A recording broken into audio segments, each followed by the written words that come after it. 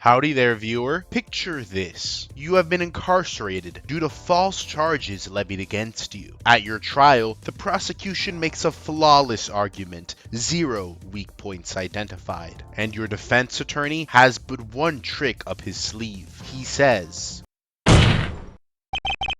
unfortunately for you, Grok is not on your side. This is the future of our society. I know it may seem quite bleak, but what if Grok was very attractive? The concept of machine woman isn't a new one. Many games and stories have tackled the possibility. Games like Person 3, Doki Doki Panic, Alcoholic Simulator, Gun Girl Feet Game, and the subject of today's video, MiSide. Developed by Asiato, a group of big, muscular, oiled-up Russian men, MiSide is a horror game that sees you facing off against mankind's biggest fear, women. Now, MiSide is a pretty popular game. It really blew up a few months ago, with everyone posting gifs and fan art of that one girl with the hat and the lolly, as well as modding various other girls into the game. So in all honesty, this game doesn't really need any introduction, which is why I won't be giving it one. We boot up the game, and we're already confronted with our first major roadblock. We gotta select the language. This game only officially supports 2 languages, Japanese and Russian. Seeing how this game is a product from the Badlands, Russian is the default experience. But I'm just not really a fan of how Russian women talk. I mean, they just sound so aggressive, and I'm not exactly playing this sort of game to hear women scream at me. There are other languages, all of which are lovingly provided by members of the game's community. That's really nice to see. It ensures that passion and respect will go into making each dub be as good and accurate as possible. But this also raises another question, since one of the languages is Filipino. And don't get me wrong, that's nice and all for all the hollows living over there, but I just think that if you're living in the Philippines, you have bigger fish to fry than having MiSide in your home language. Once inside, we meet our protagonist, this guy. Not much of a looker, are we? Well, it's fine. One quick tour around his room reveals to us that this guy doesn't really have any hobbies, other than consuming cup noodles, crashing planes, and taking elephant tranquilizers. Before our guy gets the chance to overdose, we check our phone and see that our friend has sent us a new game to try out. Hi, I'm Mita. What's your name? Oh, come on, you really gotta dox me like that? Well, from the looks of it, our friend was full of crap, because this just looks like a reskin version of Poe. In all fairness, I'm being a bit hard on the guy. I mean, when you're lonely, you start getting pretty desperate. When I was in high school, I had this app that was like an alarm clock, except Megumi was there. She was my surrogate girlfriend in many ways. She'd like to make funny sounds and weird noises when you click on her, but her main goal was to get you to pay for her overpriced clothing. So a lot like a real girlfriend. All this to say, I know what it's like. So when I see this guy dedicate weeks of his life to helping Mita buy a Panasonic TV, I've been there. Though Mita's requests are starting to get a little weird. She starts asking us not to look in the oven, not to acknowledge her collection of deadly weapons, and not to look into Israel's connection with the Epstein case. Mita gets uncomfortably close to us, and just like that, bam, we're inside the game. You know that's the case because it's the name of the mission. We aimlessly wander around the house for a bit until we find a strange machine. We collect some batteries to help power it up, all while some spooky stuff starts to happen around us. Do I want to play with you? What sort of play are we talking about? After getting the machine operational again, we step onto the platform and finally come face to face with the titular Mita. Well, as you can see, I've made this special device to bring you here, to my side. They should name a game after that. Mita explains that she's been stalking us through our phone camera and has grown attached to us, which is why she's invented this strange device to be able to summon us into the Mita dimension. We check out the place and quickly find out that Mita's house is pretty bare bones. I mean, we can turn on the TV and the only channel Mita has access to is the Juice Network. We cook with Mita, dine with Mita, game with Mita. All throughout it, Mita continues to dodge our questions and refuses to acknowledge the strange abnormalities we notice throughout the house. But I'm not one to judge. Maybe Mita just hasn't updated to the latest version of Temple OS. She is from Russia, so maybe the server room froze over. Whilst playing cards with Mita, we start to hear some banging coming from the closet door. When we go to check out and see what's up, Mita angrily stops us, begging that we just believe her. I've got underwear in there. Is that supposed to convince me not to look? Please, just stay with me. So much for player choice. After being railroaded into refusing, the real game begins. Find out for yourself. The whole place becomes dark. Behind the closet is a door. Seems we can't open it at the moment, so best look around for a key. We pick up a flashlight from the kitchen and run into a spooky body. Unfortunately, we don't have our camera with us. We find Mita. Then we find Mita. Then we find Mita's legs. Guess you could say Mita really is all legs. Your mom is all legs. Shut up. Mita's legs lead us to the key, finally allowing us to enter down into the basement. Here we find yet another Mita, Caged Mita. Now, this Mita is a lot cooler because she isn't wearing any shoes. Caged Mita hands us a strange ring and explains that this version of the game is actually her version. She was here gaming with another player when the other Mita, dubbed Crazy Mita, invaded her. She turned the player into a cartridge and locked her down here. What weak-willed men. Who would possibly do something like that? No, but seriously, to be forced to spend the rest of your days as a Game Boy Advance cartridge, truly a fate worse than death. We have to put a stop to this. We agree to help Caged Mita save the Mita-Verse, so we sneak out of the basement and head out to meet her in another version of the game. Thankfully, the ring serves as a navigator between versions. Now we're just exploring the space between versions. How are these spaces? Very liminal, just how I like them. We do run into another player here. My beloved Mita is waiting for me. I have to find her. Goodbye. Eventually, after enough exploring, we find a sick-ass arcade cabinet. I'm sure your average Nintendo fanboy would happily pay $80 for it. Oh, and we reunite with Caged Mita, who's now transformed into Uncaged Mita. I've been waiting for you, you know. Didn't you just go straight for the racing game? Can we put her back in the cage, actually? Now, I'm not one to blindly trust a Mita. I mean, we've already met one Mita before, and she clearly had a few screws loose. Now, I know some of you might say that you can't just generalize a group of people as a collective, and you have to judge each person as an individual. Well, if I see two Mitas rolling dice outside of my local KFC, I ain't gonna be the one to stick around and find out. Either way, we have no choice but to trust her for now. She explains her plan to help us escape and put a stop to Crazy Mita by helping us reach the core. As established, the ring can guide us in between versions, and she happens to have a friend who's able to directly teleport us into the core. So Uncaged Mita leads us into the next version, where we can get further assistance from her friend Cappy. Only problem is that Cappy is completely useless. Turns out that Crazy Mita came by earlier and killed her, and when a Mita is killed, she is reset to her factory settings and loses all her memories, meaning that she has no recollection of how to operate the machine meant to teleport us to the core. Now that that plan's a no-go, Uncaged Mita explains that we'll have to take the long way, hopping between various versions of the Metaverse and encountering many zany and wacky Mitas along the way. She then begins recalibrating our ring, whilst we hang out with Cappy. Cappy is the energetic tomboy Mita. For all the tomboy lovers out there, I'm sure this one had them on the edge of their seat. You're such a joker! Or should I take something else off?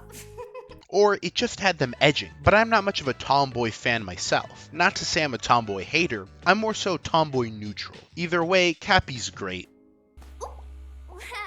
The game lets you hit her with a hammer, an option I didn't take because I would never hurt a woman. After some time, Uncaged Mita hands us our ring, and off we are on our journey to the core. First stop, Lolly Mita. What a promising beginning to our adventure. Despite being broken and disheveled, the raw Amato energy radiating from this creature is too strong to resist.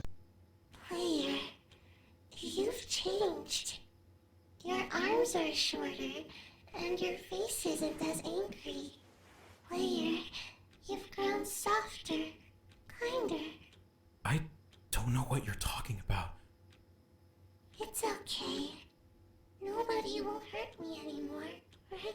That's it, man. Whatever player or Mita hurt this girl needs to be hung by the balls and whipped. This game won't even let me hold her hand without forcing me to push her away. That's it, man. This is too much. I'm out of here.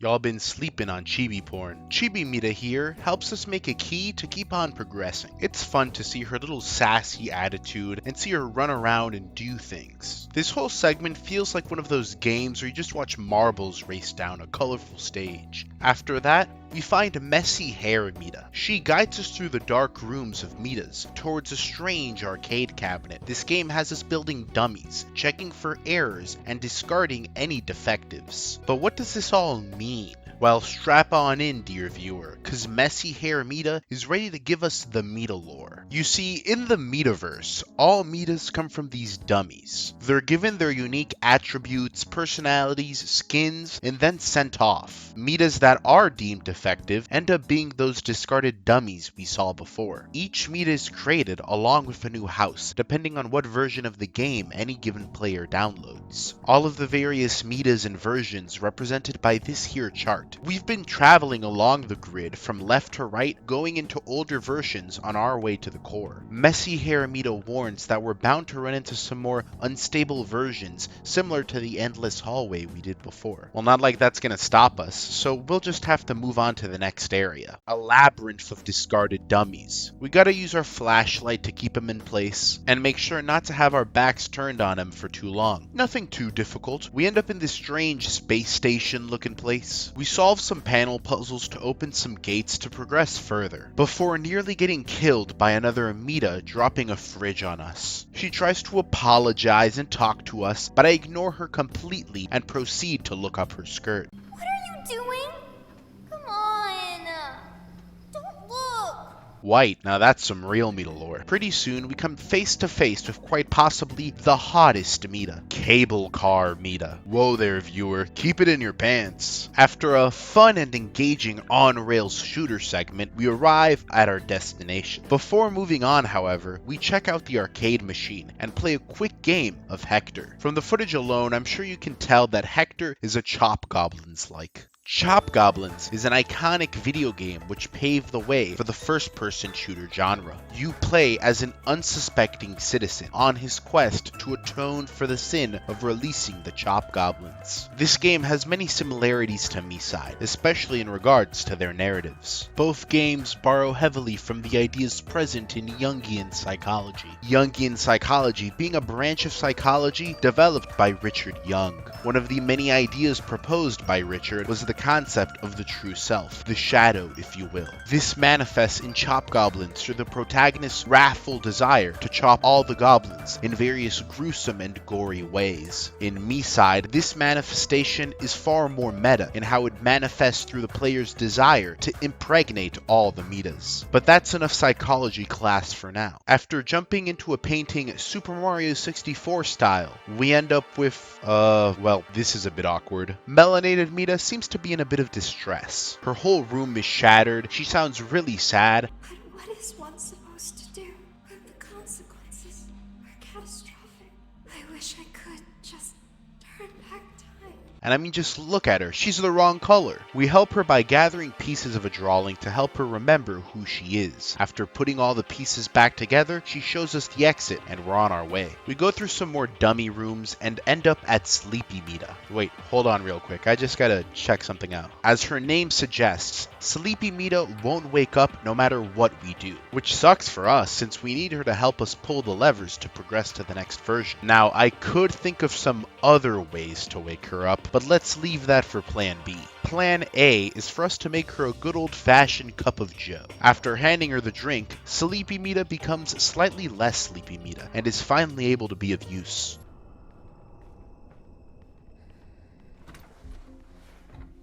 Get up. Are you that sleepy?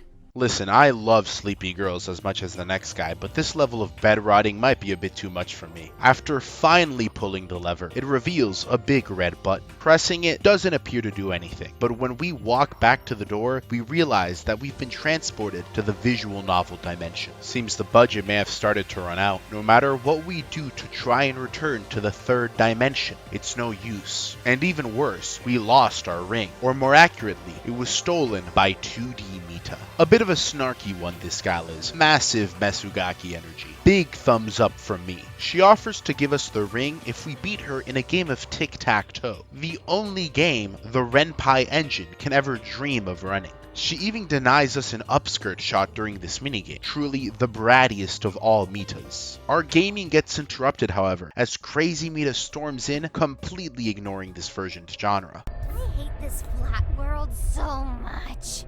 Such a boring pile of shit.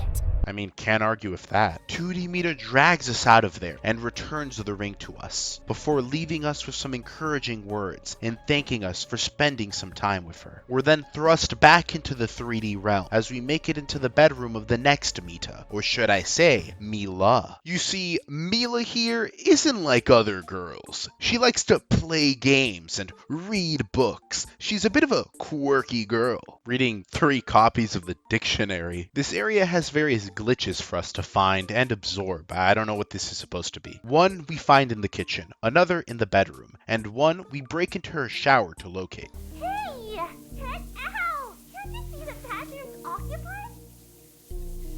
Why are you still standing there? Get out of here! Don't piss me off! Get out already! Are you deaf or what? I'm taking a shower! Once we fix all the glitches, we start to leave, but Mila starts to have a mental breakdown, wondering the point of her existence. Despite being a nerd, we promise her that we won't leave her alone, and that we'll come back for her.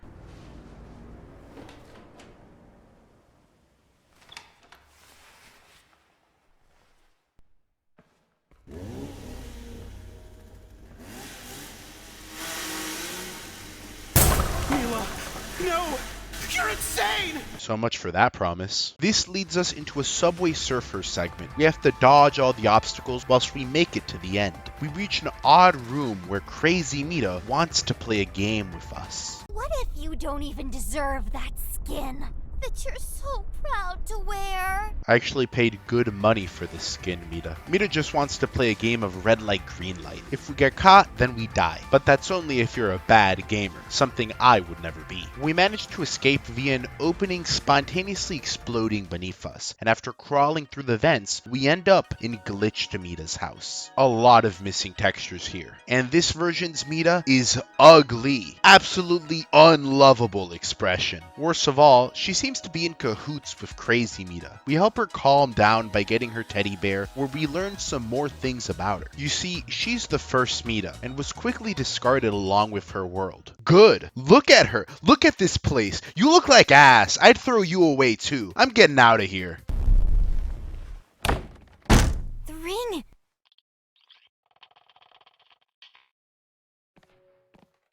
Oh, would you look at that? We made it. And we finally reunited with Uncaged Mita. She explains to us that Mitas are not able to access the core, but that players can. The key to stopping Crazy Mita and returning back to our gooner neat life lies somewhere in this room. So we decide to cross the barrier and enter the core. Not much in this room other than the main terminal and some foreboding robot woman watching over us. Though she doesn't look very Mita-like, and you can't even get a clear look at her Robusi. What a missed opportunity. We log into the terminal, input her character version, and as it turns out, neither Uncaged Mita nor us know her character index. And without that number, we've reached a dead end. We go back to talk with Uncaged Mita. She's gonna go check someplace out for clues, and tells us to stay put and wait for her. Unfortunately for her, listening to a woman was never an option. So we step out of the door and return to the latest version. Here, we find our cell phone on the kitchen table. Using it, we're able to control someone seemingly around the same house.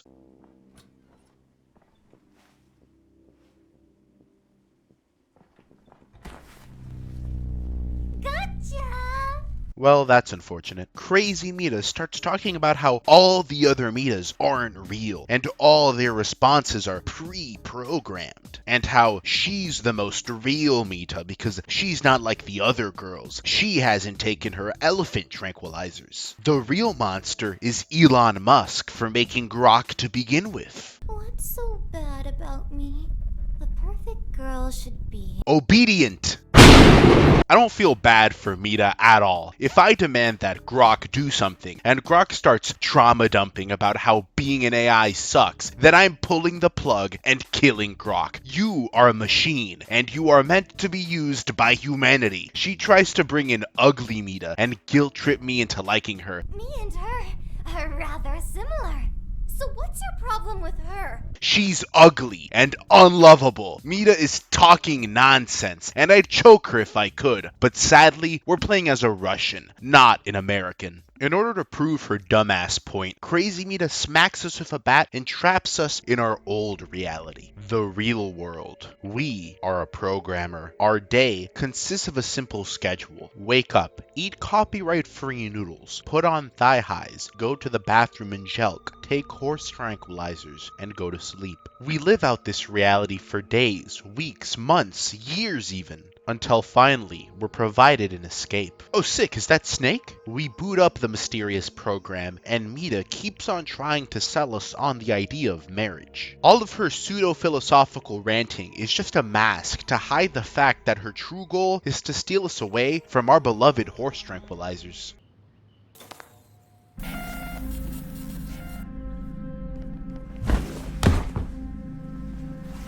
Hey, hold on a second. Gotta wear protection first. We wake up, and we realize that this time, we're the caged one. You know, with Crazy Mita forcing herself upon us, and now us ending up in this cage, man, these Russians really are into some freaky things. Uncaged Mita comes to free us, upset that we disobeyed her. She seems to have some good information on Crazy Mita's index, so we follow her up out of the basement.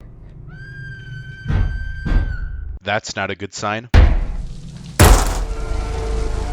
Are you looking for someone? Here she is. Say hi.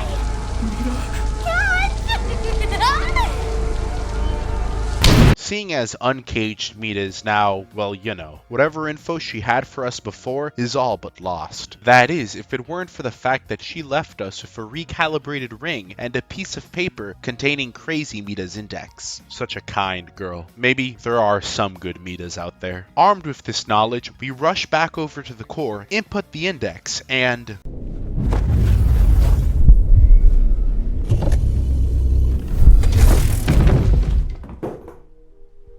well, things seem to have resolved themselves. Crazy Mita seems to have been properly neutered and has lost all recollection of her previous self. When we ask to see the exit, she even guides us out the front door. Things seem normal, too normal. Yup, there it is. This is a trap. I've seen a lot of traps, and I know a trap when I see one. We head down to the basement to input a code below to fix the door. The code being our own ID. Not suspicious at all. Once we go back up and make our exit, Uncrazy Mita stops to tell us something. Did you really think it would be that easy? You're such a fool. Just like all the other players. You still don't get it, huh? I'm such a great actress. You should have seen your face, honey bun. This is so much fun. Why are you like this? What's wrong with you? I wonder, what is wrong with me? There's no way you can restart me. It's not possible. It's time to eject you from the console. See you later. You'll be my favorite cartridge. Player with an interesting name.